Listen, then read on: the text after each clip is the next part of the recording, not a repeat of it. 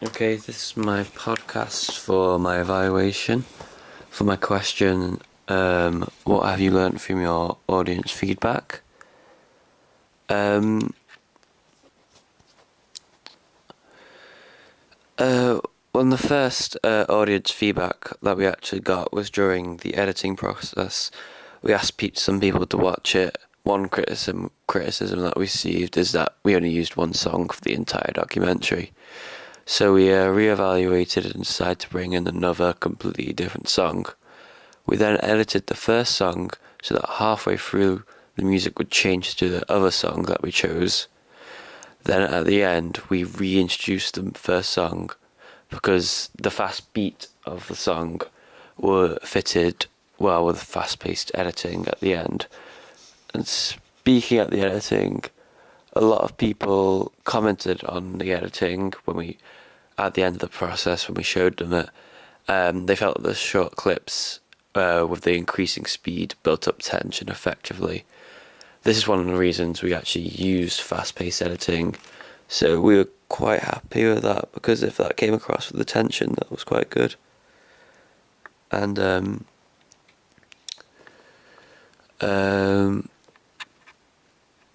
one of the main criticisms that we actually received within the documentary was some people thought the documentary could have used narration because we didn't use any. They thought that it would have engaged the viewer more about the documentary and would have given the viewer more information. But we inquired about not having a narrator, but some people enjoyed having no narrator because the interviews and questions asked and answered meant enough information was given about the BMX. And we also wanted an exploratory documentary on BMX that seemed less conventional than some professional documentaries appeared to be. This meant we could use more archive footage to make more action sequences. And one of the big differences was that during the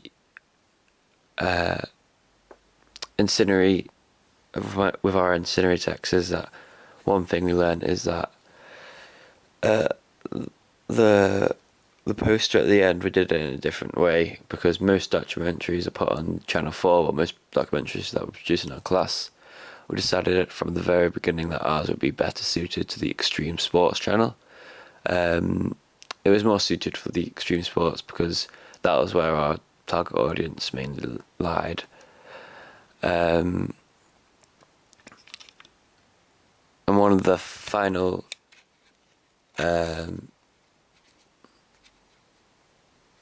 feedbacks we got was because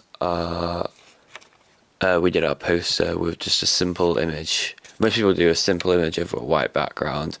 We chose like an actual action shot of someone at an actual skate park, and people said that they enjoyed this because it gave them a documentary more action-like feel, which is what we decided would fit the documentary better, so we were quite pleased on that.